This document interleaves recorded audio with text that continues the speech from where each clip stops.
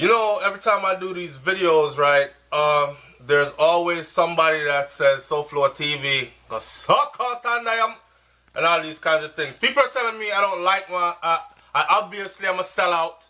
I don't love my home country or my country of birth and all these other things.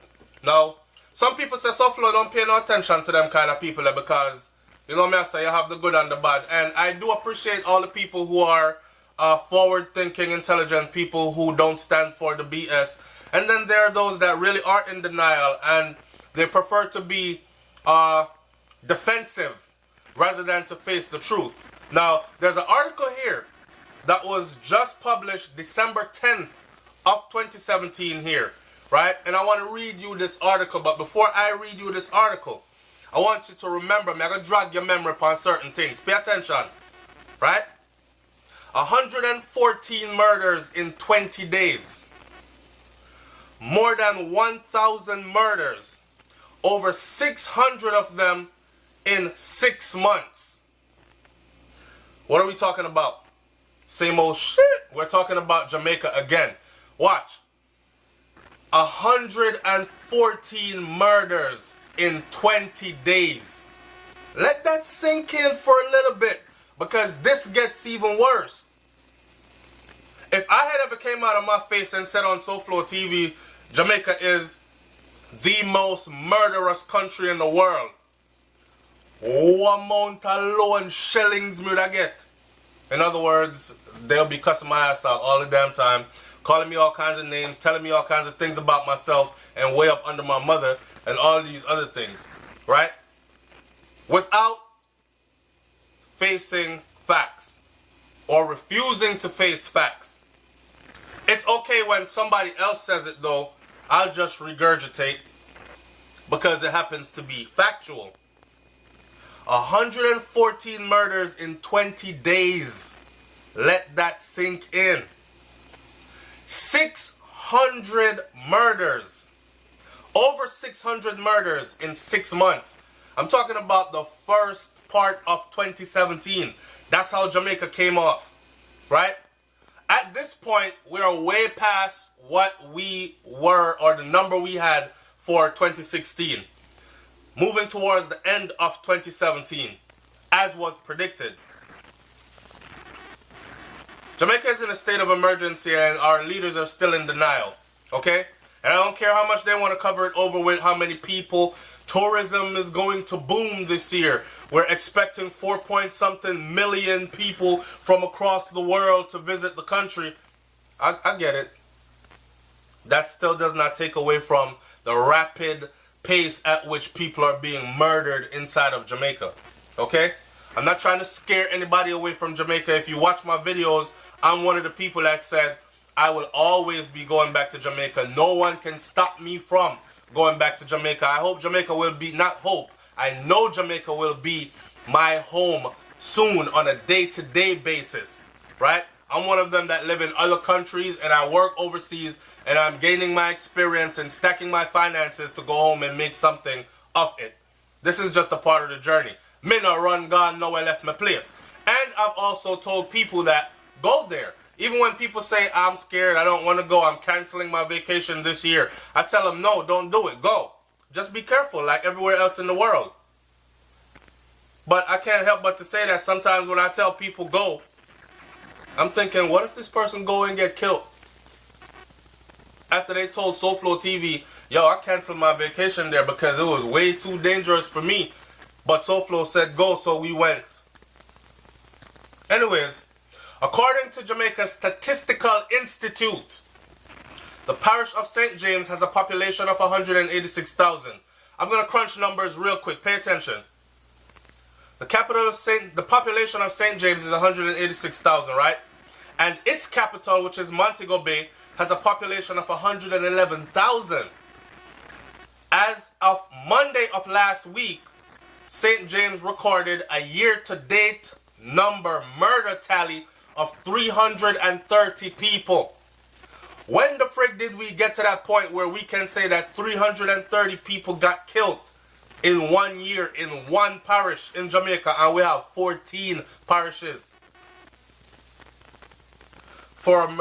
that's St. James alone, right? St. James recorded 330 for a murder rate of 177 per 100,000 of the population.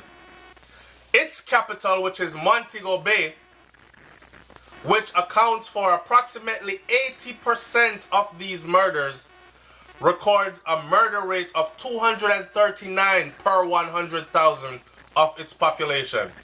And on a per capita basis, not only ranks as the most murderous city in the world, but has a murder tally that is 38.2 times higher. Get this. 38.2 times higher than the global murder rate.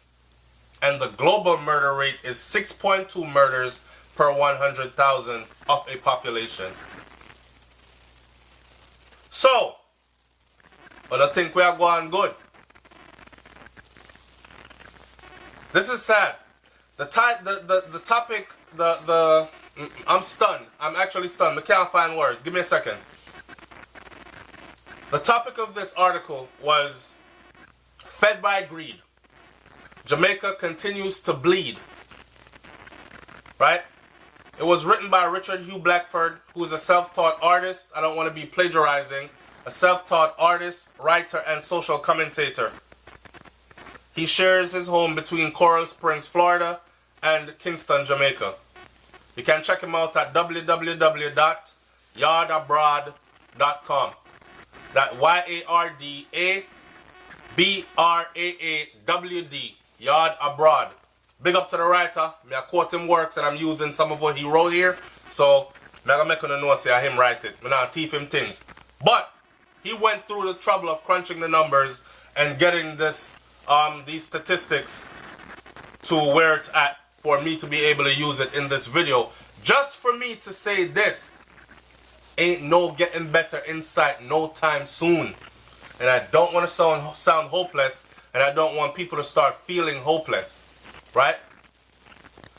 The people that are underground in Jamaica, them tell me all the time, say, yo, SouFlo, you see, as long as you don't mix up in a certain things ain't gonna happen to you like that. But that's true to a certain extent. That's true to a certain extent because we have witnessed where people who have nothing to do with none of that have lost their lives. People broke into them house, lay them down, face down, stab them up, shot them, and slit them throat. Like gave them all three. Overkill. Makes people outside of Jamaica start to wonder what type of monsters are living there. I said this in a video before. I'm going to bring it up again. It angered the shit out of me when I saw that foreigners were commenting on our stuff. You have to understand, say, poor little humble SouFlo, me think, say, I thought I was just talking to my little Jamaican audience, and then, you know, some Jamaicans living overseas started to tune in from Canada, and them said, big up from Canada, and I got excited. Big up from England, and I got excited. And then people started leaving in the comment section, I'm not even Jamaican. I'm not even Caribbean. And I'm like, okay, other people are paying attention. They're watching what's being said here, right? They're reading our news. I mean, let's face facts. Jamaica is global. Okay? Jamaica is global. Now, when they start to leave comments like, bomb that place, bunch of cockroaches, or they start to use this to judge all of us, then things start to take a different turn. You know what I'm saying? And we're all affected by this. Even those who think that they're not affected by it. Even those who sit home in Jamaica and cock up them 2 foot them and enjoy life every day and say, boy, I'm not afraid of nothing, you know, my thing's set, I'm good. And y'all who live over foreign, that's you know, some sellout. Because you in the white man land, you think you safe. And stop making Jamaica look bad because it's not as bad as it seems. You're affected too. It's only a matter of time. At this level, at this rate of killing, it's only a matter of time before we look back a few years and say 1 in every 2 Jamaican household has been affected by murder. Yes. It's coming. At this rate, and there's no slowing down, and there's definitely no stopping, and the people that are in a position to lead are not even treating this like it's an emergency. The only thing I can say to my Jamaican people is this: brace on yourself, because there is a lot worse to come. In this article, he went on to talk about the toxicity of this mix is driven by a political system that has for decades demonstrated its own disinterest in either pushing or promoting legislation designed to meaningfully address the malaise that has birthed and nurtured the crime and murder scourge. Them big word there, and run around talking in a circle. In other words, politicians on both sides of the spectrum, JLP and PNP, them nah do nothing for the country. Every leader that comes and takes that seat does the same shit the other one before them has done. And the results is exactly what we are experiencing. Okay? Compounding the problem was news of the interception by U.S. Customs officials in Miami on November 13th, 2017, of a consignment of 177 assorted firearms and hundreds of rounds of ammunition that were destined for where else but the most murderous city in the world. Wow. The idea that Jamaican residents in the USA or elsewhere would ship implements of death to their island home may appear callous and unfeeling to well-thinking Jamaicans anywhere, but that is our current reality.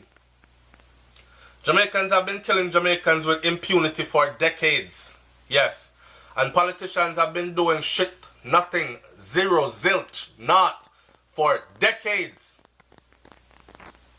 And the fact that more than 90% of these murders get away scot-free is garlanded by the reality of the conviction rates of a shambolic justice system buttressed by a police force incapable of producing winnable cases, i.e., cases supported by airtight investigations for the prosecution's office.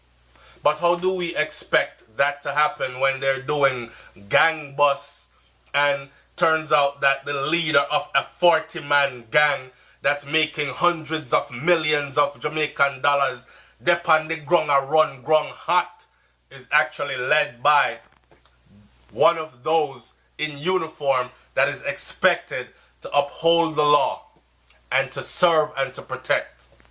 And then when people like me say, yo, corruption run deep in Jamaica and things ain't gonna change until they break down, dismantle, and reconstruct that whole system from the ground up, from the highest peak all the way down.